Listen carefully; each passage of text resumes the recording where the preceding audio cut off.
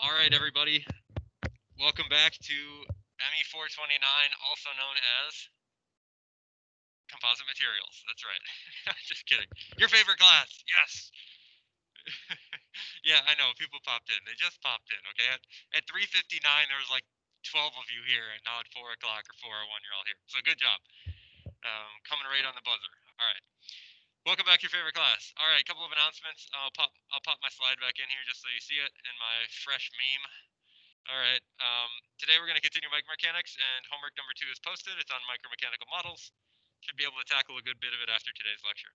All right. If the sticker is blue, then you are driving too fast. What principle is this bumper sticker employing?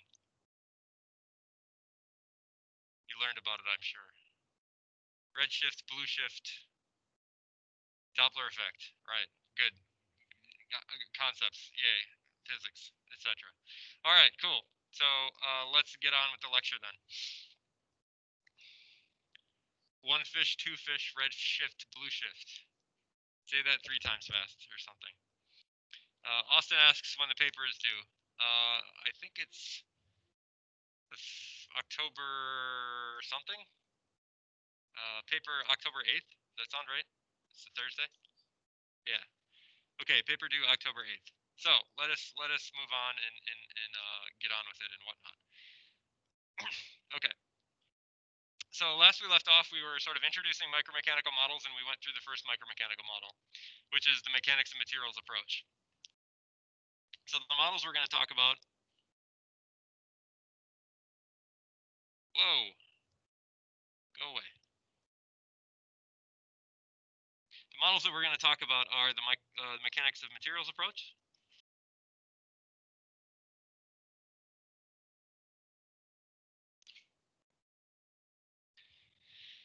All right, which we discussed last time was split into 2 sub-approaches, known as the parallel model and the series model, or sometimes called the rule of mixtures and inverse rule of mixtures models. So we first talked about the parallel model, also sometimes called the rule of mixtures.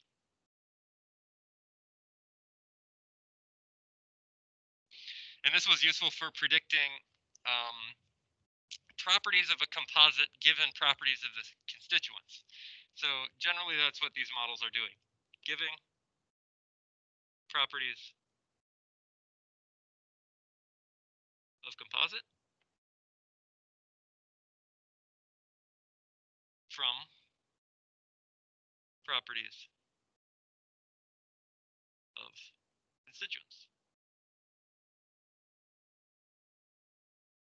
All right. So we talked about the parallel model, which is the rule of mixtures, and we talked about the series model, which is the inverse rule of mixtures. So the parallel response or the parallel model goes something like this mathematically. That is, the property of the composite is equal to the property of the matrix times the volume fraction of the matrix plus the property of the fiber times the volume fraction of the fiber. Right? This is the most general idea. Okay? Where here, like, the variable P is meant to stand for a property. VM, vol fraction matrix. And VF is the volume fraction of fibers.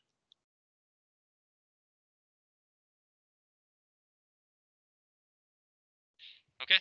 This model is most useful for predicting the modulus in the one direction and the Poisson's ratio 1-2. So best for E1 and nu 1-2. So we showed those equations. We actually derived the rule of mixtures for the modulus in the one direction. And we saw that that was, kind of very reminiscent of what you see above with the general rule of mixtures equation. It should be like EM VM plus EF1 VF. Similarly for Poisson's ratio, nu 1-2. This is of the composite itself as a whole, is nu 1-2 of the fiber. times volume fraction of the fiber plus Poisson's ratio of the matrix times volume fraction of the matrix. So these would be two micromechanical models, these mechanics of materials approach, that you could use to calculate properties of the composite using properties that you know of the constituents. All right. We then continued on with the other kind of mechanics of materials submodel, which is the series model, which we also called the inverse rule of mixtures.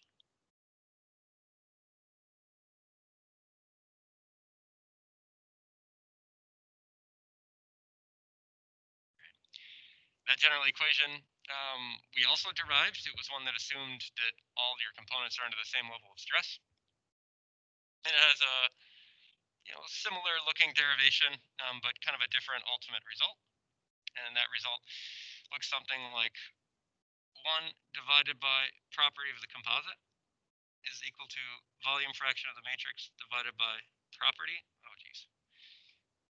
the matrix plus volume fraction of the fiber divided by property of the fiber. This is the most generic or general inverse rule of mixtures, where again, P is a stand-in for some property of interest, Vm is volume fraction of matrix, Vf is volume fraction of the fibers. All right. This is most useful for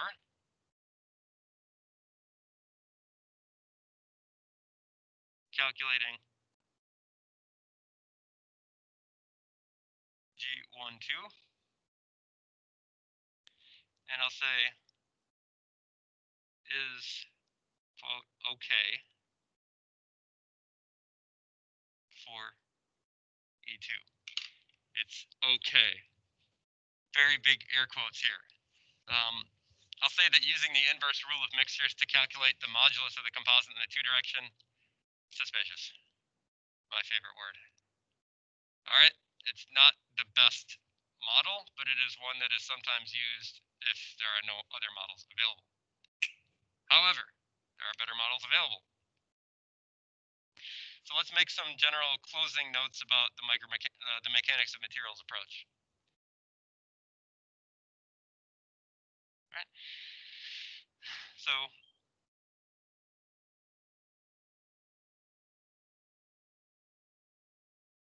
MOM is mechanics of materials model. And the general idea here is that the series model is really not that good in practice, both for G12 and E2. All right, so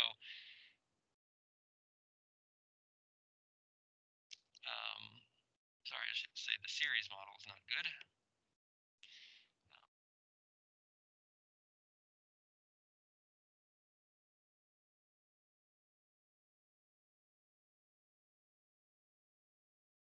You guys know the difference between theory and practice, right? The same in theory, but not in practice. So it's not great in practice.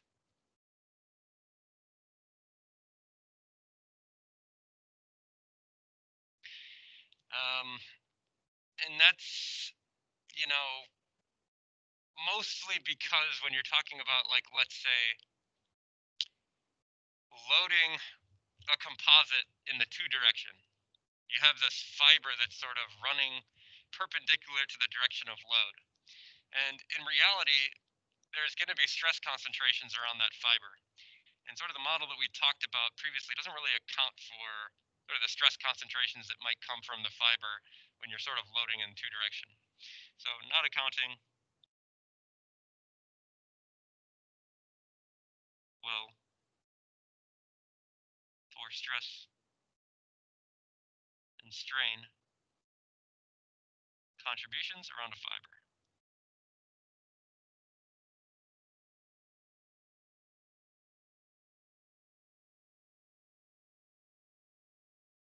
So recall this general model that we had that looked something like this, where we said that this was our fiber, our single fiber that's kind of like in a bunch of matrix.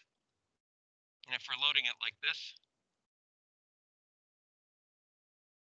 well, if we looked at that from the side, it might look something like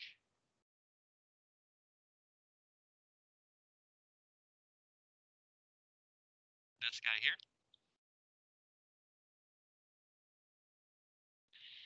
And we know that if you're going to load with that sort of situation, you should sort of recognize this from either 3005 or 2004 as something that will give rise to stress concentration. When we did our derivation for the inverse rule of mixtures, we didn't really talk at all about concentrations of stress around that fiber. We just kind of assumed that the stress was equivalent in the matrix and the fiber, which, you know, incorrect, right? But that's what the model says, and that's what we have. Another limitation here is that these sort of assumptions of isostrain and isostress really not realistic. So isostrain and isostress assumptions,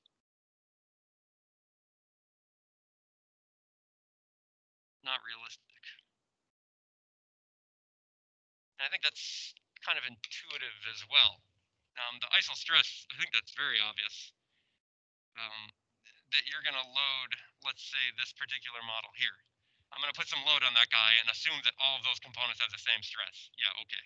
I don't believe you. Okay. So that assumption is not the best, right? The isostrain is not as bad, but definitely the isostress is just not the best. All right. So we need a more realistic model.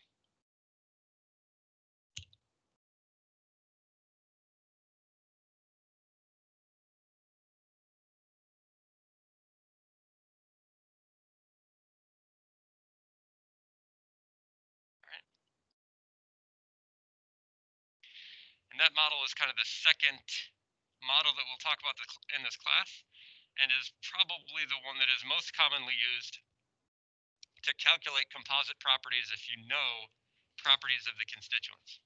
Okay? And that model is known as the Halpin Tsai model, but we're going to look at it as a combined parallel and series model.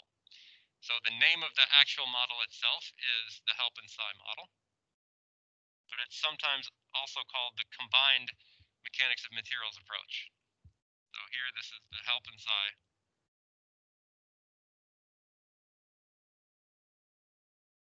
TSAI model. Man, I got the shakes today. God.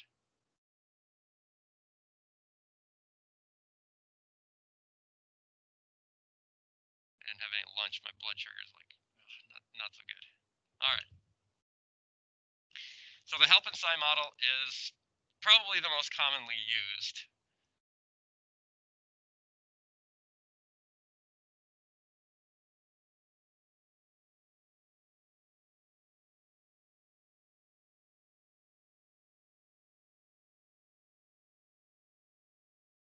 And it is a combined parallel and series model.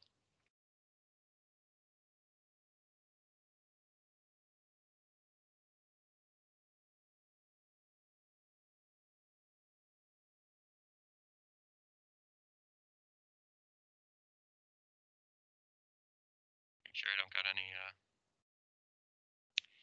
questions in the chat here.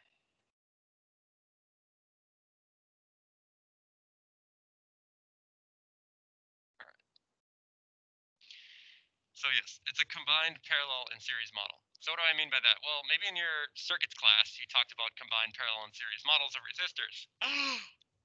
Don't be scared, because this is kind of a very similar approach and a very similar idea. Okay, so if you have a composite that has many individual fibers, you may sort of look down the composite and see something that looks like this. So this is a schematic.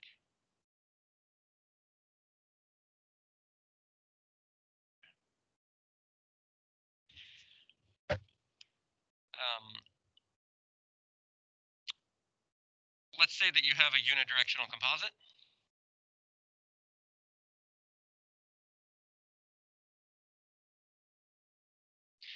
And it's been rearranged in the following way. I'll say rearranged. And it's going to be rearranged like this here. Or here we're looking down the one direction. Thank you to Jack Turisek for turning me on to One Direction. He sent me some YouTube videos of One Direction, so I've been listening to them fervorously. And by fervorously, I mean I listened to them once. Sorry, I don't quite have the One Direction soundtrack memorized yet. Maybe by the end of the quarter, I will have listened to it twice. Okay. So let's assume that we have, unidirectional composite. We know that generally the fibers would be sort of scattered randomly in the cross section, but let's assume that we have the power to sort of mobilize them into sort of an arranged pattern. And that arranged pattern I'm going to draw here is a pattern that looks something like this, where all the fibers are sort of like aligned in the 3 direction, sort of a patterned manner.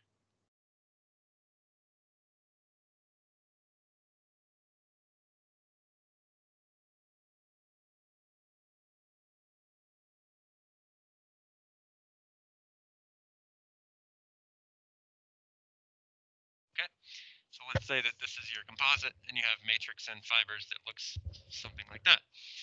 And let's say now that we're going to apply some force to this guy, let's call it a force in, I'll rearrange these axes so they're not right here.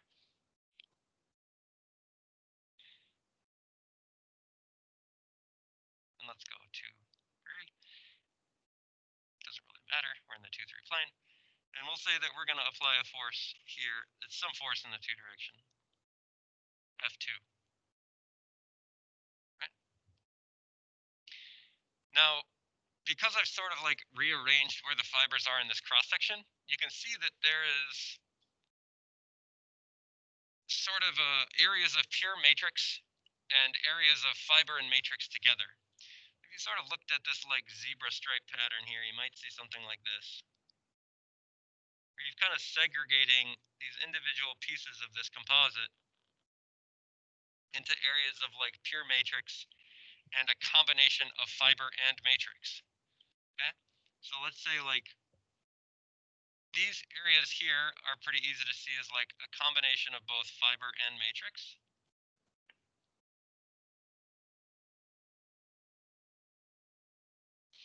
And this area here, these areas are like pure matrix.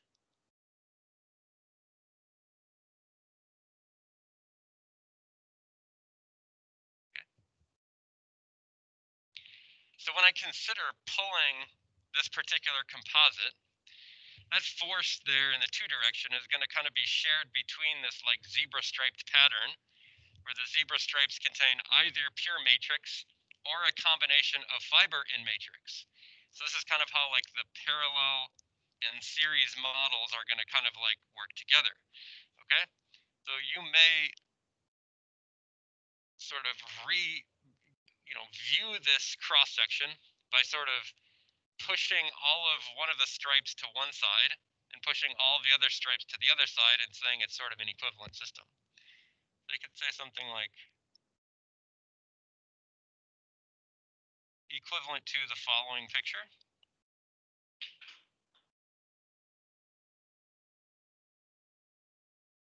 Where again, we're still like pulling in this 2 direction.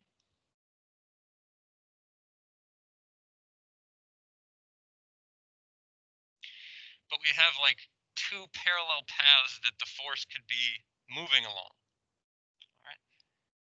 Maybe one of those paths is all of this here, which is like pure matrix material. And that is supposed to be representative of like all of this green hatched area here. That is like pure matrix material in this model. We've sort of like pushed it all to one side. Right? In parallel with that is the combination fiber and matrix. So in parallel with that is like, let's say some amount of here area that might be associated with the fibers. And here is some area that might be associated with the matrix that's in series with the fibers. Right?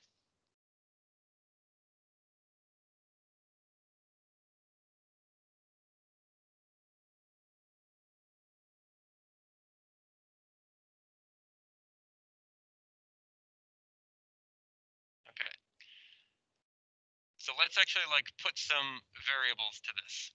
And we'll say that this particular matrix phase on the right-hand side here is VMP, or what we'll say is the volume fraction of pure matrix in parallel.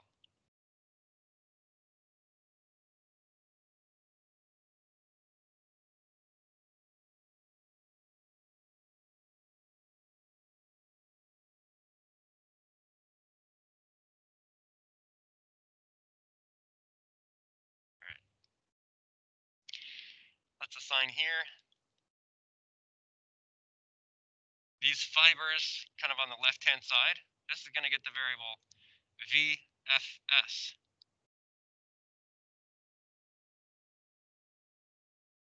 Visual Effects Studio. I'm just kidding. Or VFS is the volume fraction of the fibers that are in series.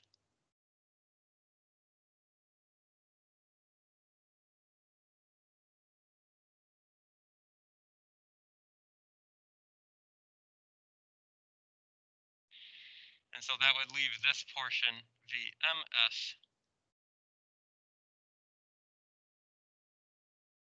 which is volume fraction of matrix in series.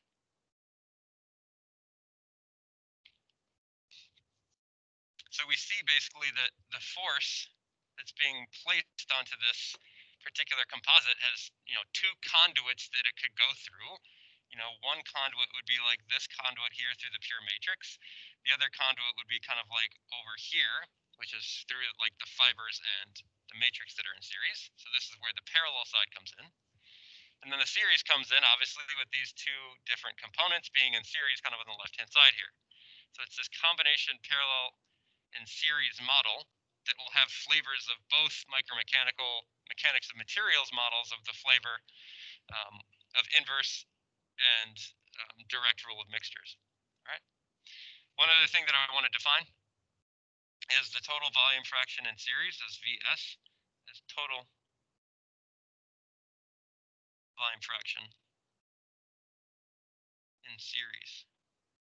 So this would be like volume fraction of the fibers in series plus volume fraction of the matrix in series.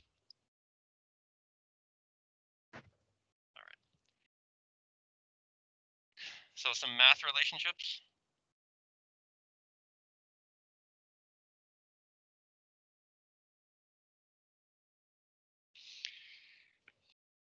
One I've already written.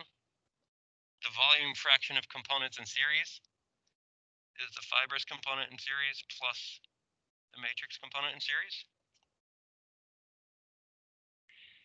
Then also the total amount of material will have to be 100%, and that's going to be a combination of whatever volume is in series plus the volume of the matrix in parallel. Right?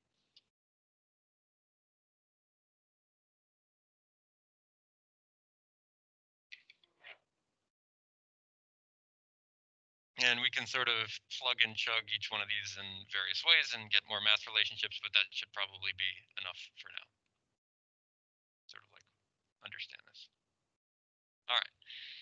So when we look at the whole composite, this guy here, we would apply the parallel model to this composite as a whole, right?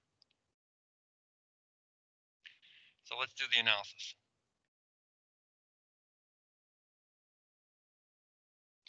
First, we'll apply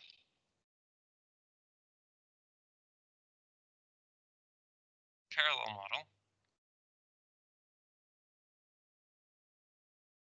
to composite as a whole.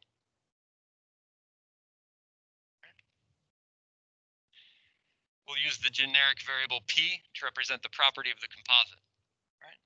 So mathematically, the property of the composite is the volume fraction that's in series multiplied by the property in series plus the volume fraction of the matrix in parallel times the property of the matrix in parallel, or simply the property of the matrix. All right. So this is going down either of the two conduits using that parallel model. Kind of those red lines that I showed with the load kind of going through each one of those particular conduits. This is the parallel model for the whole composite. All right. Now, the series portion, we can also apply the model to.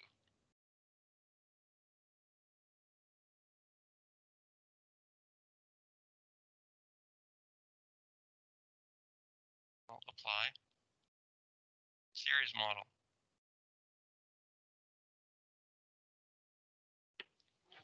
So that'll be something like 1 on the property of the composite in series is going to be equal to the volume fraction of the fibers in series divided by the property of the fiber plus the volume fraction of the matrix in series divided by the property of the matrix. Okay, so this is the series model being strictly applied to the series portion of the composite.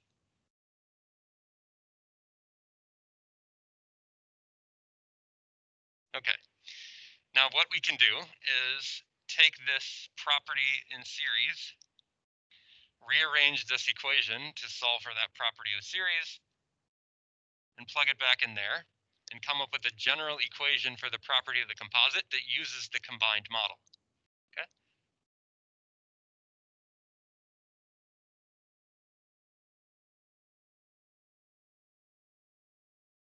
I'll call this double star into single star, which is here.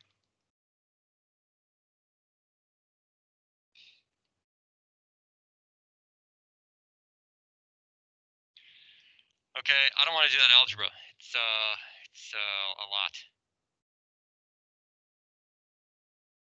So I'm gonna kind of hold off on the algebra for this derivation and just cut to the chase.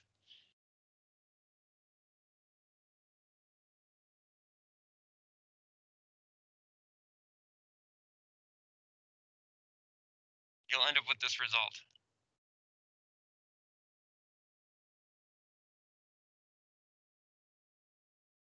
Yep. Gonna be a fun one. I got a comment here. Math magic from Jenner Coker. Yeah, I'll do the hand wave. Math magic. Question. I've yet to meet anybody that has seen Donald Duck in Math Magic Land, the video. When I was in high school, I watched Donald Duck in Math Magic Land approximately 47 times.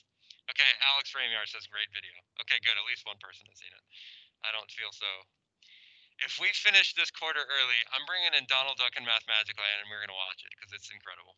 Okay. So Jenner's Math Magic comment made me think of that. All right, so here's the property of our composite after plugging and chugging our series parallel model. Property of the matrix, property of the fiber, multiplied by the quantity, 1 minus VMP minus volume of the matrix in parallel times volume fraction fiber plus volume fraction of the matrix in parallel multiplied by volume fraction of the fibers times property of the matrix squared. Just what you were all thinking. Divided by property of the fiber times 1 minus volume fraction of the matrix in parallel minus volume fraction fiber property of the fiber minus property of the matrix. So there's your general combined parallel and series model.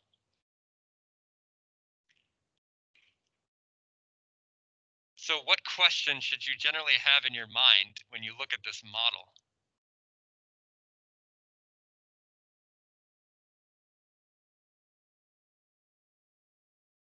The question that I would be thinking is, how do we determine how much of the volume of the matrix is in series and how much of the volume of the matrix is in parallel, given any particular cross-section of a composite? Because you're going to need to define these to sort of work this problem, right? You need VMP to sort of execute, all right? Right. So this equation is long and annoying. There is a more shorthand.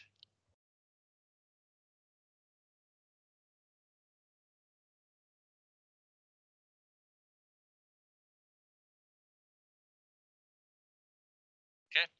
The shorthand simpler equation is called the Halpin-Tsai equation. Oh, amazing.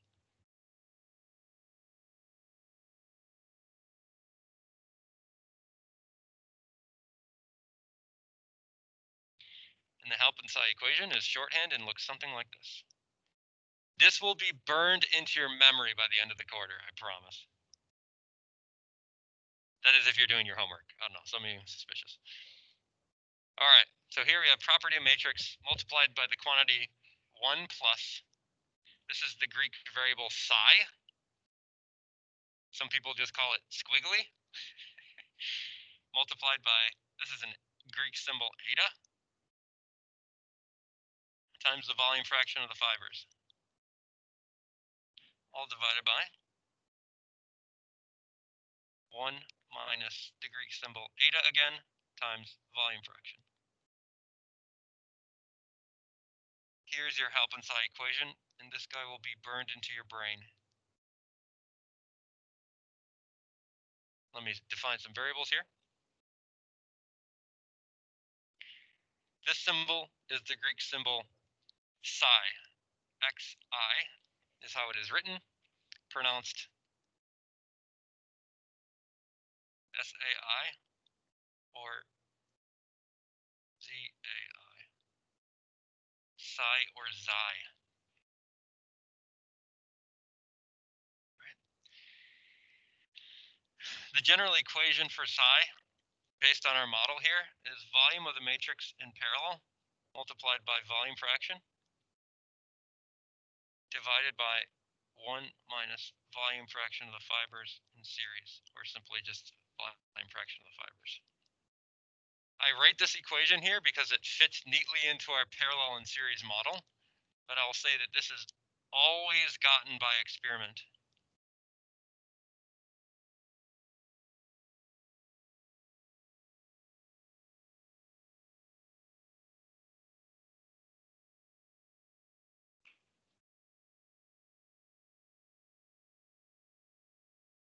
That is how you know how much of your matrix is in series and how much of your matrix is in parallel. You need to run an experiment to figure out what Xi is, and that will give you your answer. More about this in just a second. The other variable here is the variable eta. Okay, it's Greek variable eta, ETA. Pronounced eta. I don't know what else to say there. Here's the general equation for eta. Again, this will be burned into your memory by the end of the quarter. Property of the fiber divided by property of the matrix. Quantity minus 1 divided by property of the fiber divided by property of the matrix. Quantity plus psi. There's your eta value. This guy here always ranges in value from 0 to 1.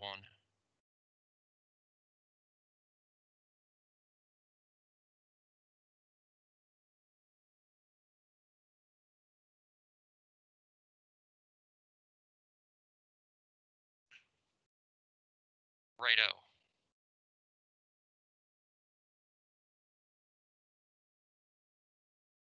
So that was a long trip down mathemagic land. Let's talk about this equation and its use in the real world and how you might experimentally find, let's say, the value of Xi, because that's what's important. All right. So this is the Halpin-Tsai equation, okay?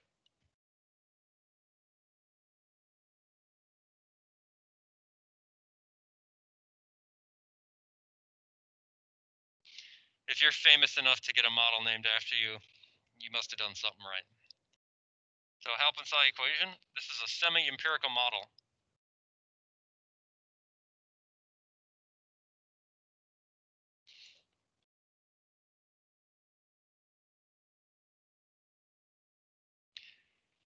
That uses Xi to scale between the series and parallel models.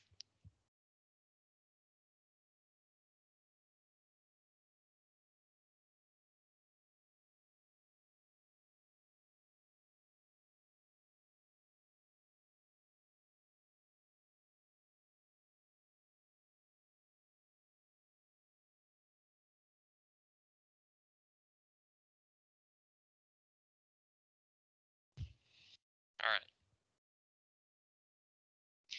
Sometimes Tsai is called the reinforcing efficiency. It's sort of a, it's hard to define what its actual physical meaning is, but it's a good interpretation.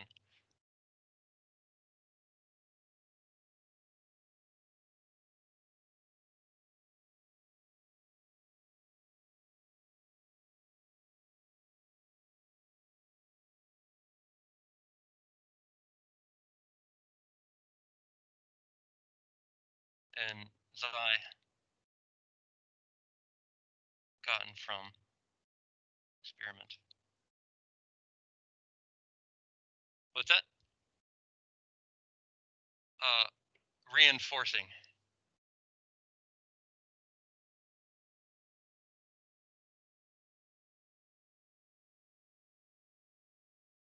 A reinforcing efficiency. I'll say it's gotten from experiment. You can get Tsai from models, but experiments are better. So let's take a look at this equation, okay?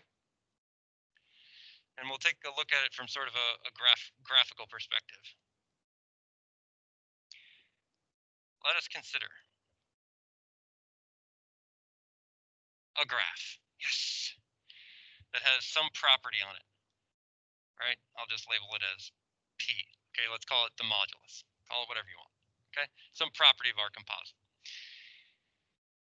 If we plot the property of the material of interest, our composite that we're going to make, as a function of volume fraction of fibers, the volume fraction of the fibers inside the composite can range from 0% to 100%. So 0 to 1, even though we know realistically the upper limit of volume fraction is more like 90%, let's just go on a scale of 0 to 1. So when my volume fraction of fibers in my composite is 0, what is my property going to be the property of? The matrix. So when I'm down here on the left-hand side, if I have no fibers, the property that I have is going to be the property of the matrix. Regardless of whatever model I use, that better be true, okay? Now on the upper end, if my volume fraction of fibers is 100%, then the property at 100% volume fraction better be what? The property of the fibers. All right, so up here, generally we would think that the property of the fibers is, greater than the property of the matrix on average. So here we would say that this is the property of the fiber. Okay, now let's look at our two mechanics of materials models. Our mechanics of materials models would be the following. Property composite is property matrix volume fraction matrix plus property fiber volume fraction fiber. Right?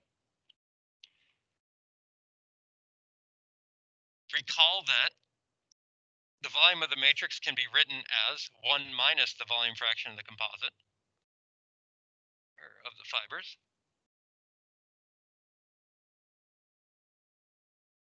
Something like that.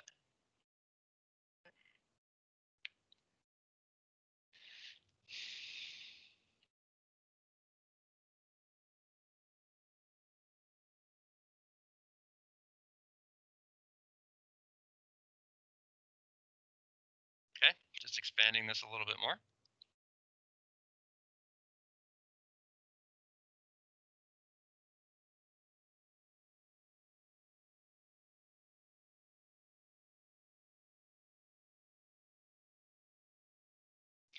What kind of equation is this? What is the form? Linear equation, okay? I've written it here in slope-intercept form for easy understanding. Here's my intercept, and here's my slope. Okay. So in this particular situation, we have a linear equation where if the volume fraction is 0, we have the property of the matrix, check mark. And if VF is 1, PM will cancel and we'll have property of the fiber. Hey, amazing. So this here is a representation of the parallel model.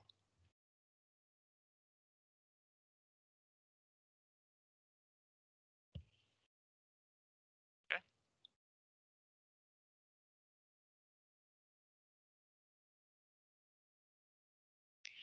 We can go through a similar procedure for the series model. All right. It's not quite as straightforward because it's not a, linear equation. It's actually a 1 over x type equation. So the series model would look something like this. I'll just cut to the chase.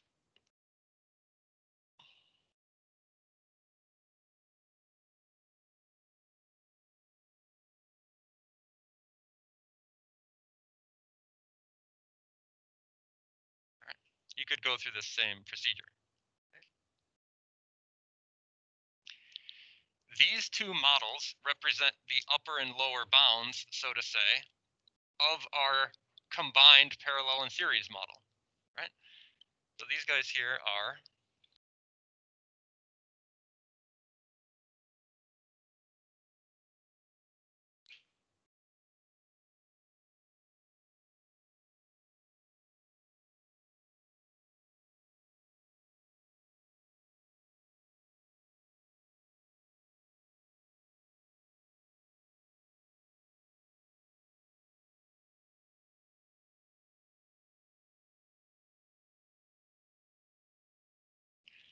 parallel and series model are the upper and lower limits of possible composite properties, okay?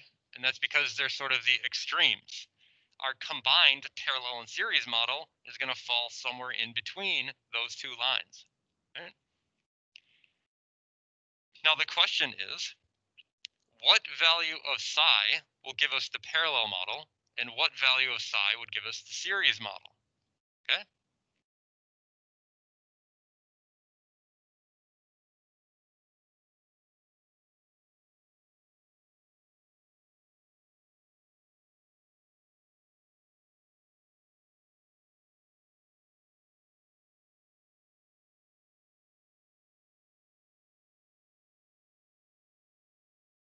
Okay, well, I'll tell you. To get the parallel model, psi goes to infinity. All right. To get the series model, psi goes to 0. You will prove in your homework that as psi approaches infinity, the combined model, or the Halpin-Tsai equation, becomes the parallel model. And you will also prove that as psi goes to 0, the combined Halpin-Tsai equation will approach the series model.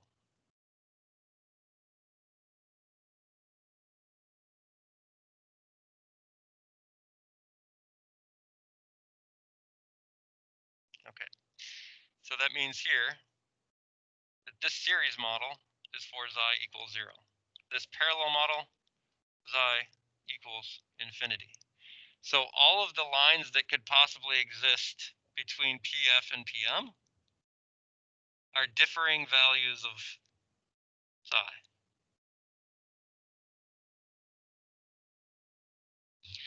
Where we would say generally that the trend would be that as you sort of move this direction, decreasing psi value. So how do we utilize this information? Well, if you want to figure out what the value of psi is so that you can use your combined model, you're going to make a composite, and you're going to make 50 of those composites with varying volume fractions. Maybe make one with 30%, one with 40%, one with 50%, etc., etc. You will run an experiment on those composites that you fabricate to determine your property of interest. You will see that your data might line up something like this. Okay? Giving you a line that looks like this.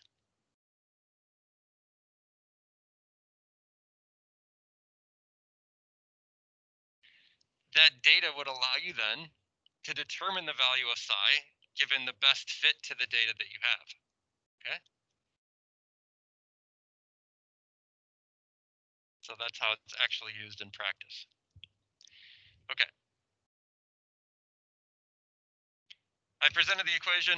We'll do an example problem using these equations next time we come back on Thursday.